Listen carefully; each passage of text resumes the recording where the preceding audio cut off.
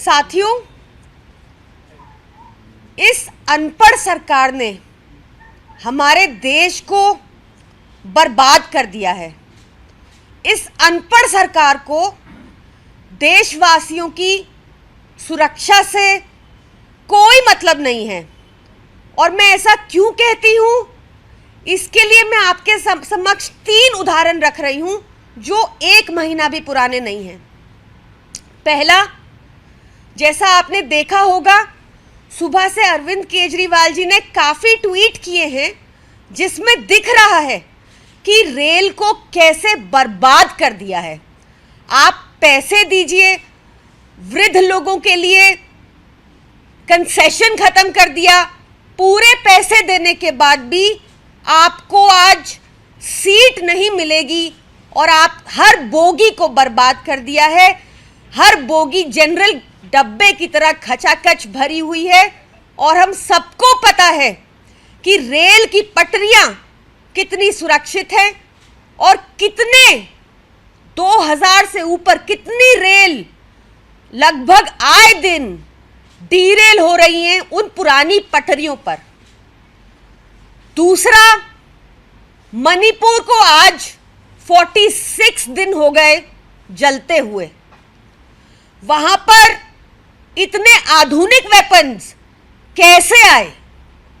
वहां पर स्थिति इतनी गंभीर कैसे हो गई कि आर.के. रंजन जी, जो केंद्रीय मंत्री हैं, उनका घर जला दिया गया और उनका परसों बयान आया था कि राज्य की भाजपा सरकार लॉ एंड ऑर्डर संभालने में मणिपुर में एकदम विफल रही है।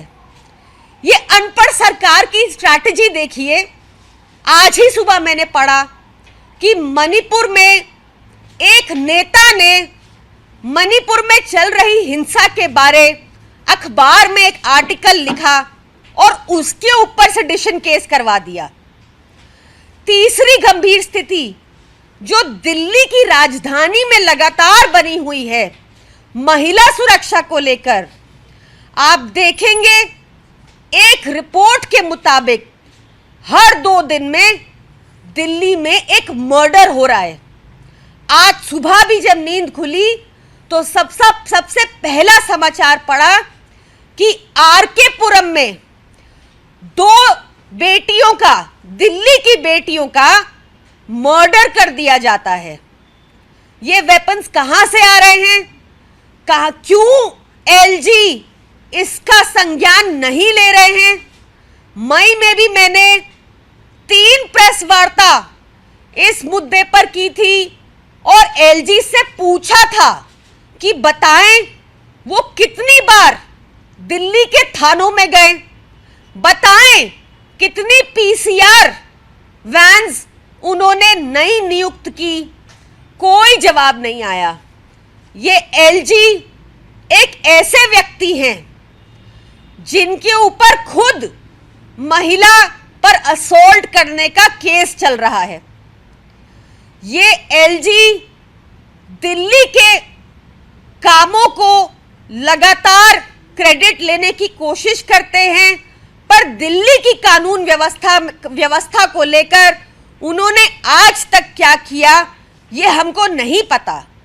मेरी आप लोगों से भी गुजारिश है कि दिल्ली देश की राजधानी है और आप लोग भी जाकर एलजी से सवाल कीजिए कि क्यों वो लॉ एंड ऑर्डर पर दिल्ली में अपनी केंद्र सरकार की तरह जो पूरे देश में लॉ एंड ऑर्डर संभालने में विफल रही है, दिल्ली में क्यों विफल रही है।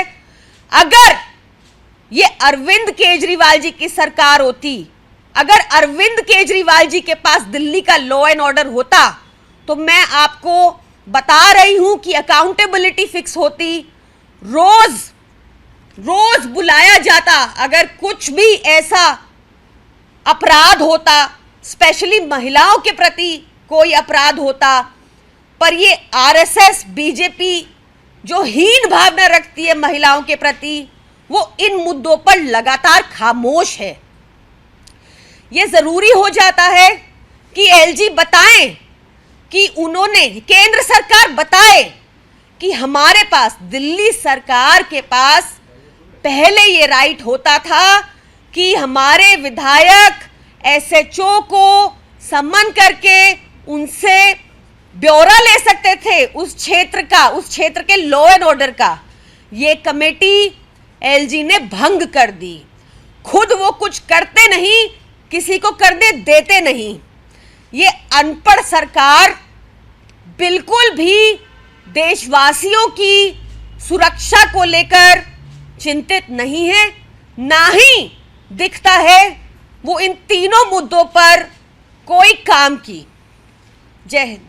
आप हमें ये राइट दिलवा दें कि हम कमिश्नर को सम्मन कर सकते हैं जैसा हम पहले कर पाते थे, और इस बात का जवाब दिलवा दें कि वो कमेटी क्यों भंग की केंद्र सरकार ने, जब हम पुलिस से जवाबदेही कर सकते थे। लेकिन प्रियंका जी, हरीश खुराना ने कहा है कि दिल्ली सरकार के पास सम्मन करने का अधिकार है, वो सम्मन कर सकती है। आप भाजपा की बातों में आएंगे तो उनसे मैं कितने ही उदाहरण गिना दूं आपको, चाहे वो 15 लाख का उदाहरण हो, चाहे वो महंगाई दूर करने का उदाहरण हो, चाहे वो बेटियों को सुरक्षित बनाने का उदाहरण हो, वो हर जगह विफल रही है। ये भाजपा अपनी जिम्मेदारी से बच रही है। कॉन्स्टिट्यूशन बड़ी स्पष्ट बताता है, ये बात किसी से नहीं छुपी कि दिल्ली का लॉ एंड ऑर्डर एलजी के अधीन आता है, अमित शाह जी के अधीन आता है, लॉ मिनिस्ट्री के अधीन आता है, उस एमएचए के अधीन आता है, और इस पर कोई काम नहीं किया गया। हम सिर्फ ये पूछना चाहते हैं कि आपने अब तक दिल्ली की सुरक्षा को लेकर क्या कदम उठाए हैं, उसके लिए वो इधर उधर की बात ना करें और उस जवाब का उत्तर दें। मैम, क्या आपके पास कोई डेटा है कि दिल्ली के मुख्यमंत्री अरविंद केजरीवाल ने, चाहे दिल्ली के पुलिस कमिश्नर हो या फिर एलजी साहब से या फिर दिल्ली के सांसदों से, कानून व्यवस्था को लेकर के कितनी बार बातें की हैं या मीटिंग की है? आप देख लीजिए, 2015 में भी हमने कमिश्नर को समन किया था, तब भी केंद्र सरकार ने ये बात उठाई कि हम नहीं कर सकते ऐसा। उस टाइम कर सकते थे, इन्होंने कमेटी भंग कर दी। जहाँ तक महिला सुरक्षा का सवाल है, चाहे वो 2 लाख से ज़्यादा स्ट्रीट लाइट लगाना हो मुख्यमंत्री स्ट्रीट लाइट योजना के तहत, चाहे अब उसको एलईडी ऑटो स्विच वाला स्ट्रीट लाइट लगाना हो, चाहे सीसीटीवी कैमरा हो, उसके लिए तक हमें धरना देना पड़ा था। दिल्ली में हमारे मुख्यमंत्री जी को एलजी के घर पर धरना देना पड़ा था, तब जाकर सीसीटीवी लगे।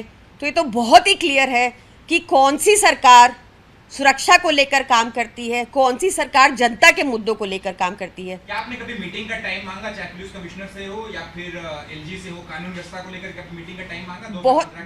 बहुत बार मांगा। जब फ्राइडे को मीटिंग्स होती हैं तो उसमें चर्चा का विषय भी उठता है, तभी जब नहीं मानी जाती तो हमें धरने देने पड़ते हैं। पर अब सिचुएशन, दिल्ली तो राजधानी है, आप देखिए, अगर दिल्ली में कानून व्यवस्था जिसके अधीन आती है, जब वो इतने आलसी हैं, जब वो इतने, उनको फर्क ही नहीं पड़ता महिला सुरक्षा को लेकर, तो सोचिए देश में क्या चल रहा होगा अगर राजधानी में चल रहा है। और उसका परिणाम हमें मणिपुर में दिख रहा है, मणिपुर में भी इसका परिणाम दिख रहा है। तो मैम, कानून व्यवस्था को लेकर किसी तरीके से बार पलटवार होता रहेगा या फिर आप लोगों की तरफ से कोई कड़ा कदम या अगला कदम क्या होगा आम आदमी पार्टी का? देखिए, मुझे लगता है कि केंद्र सरकार के मंत्रियों को एक बार अरविंद केजरीवाल जी के साथ बैठना चाहिए, क्योंकि हमने जो भी काम किया है उसमें हम अव्वल नंबर रहे हैं।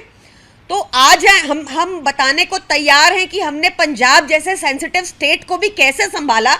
हम उनको बताएंगे कि मणिपुर भी कैसे संभालना है और दिल्ली भी कैसे संभालना है।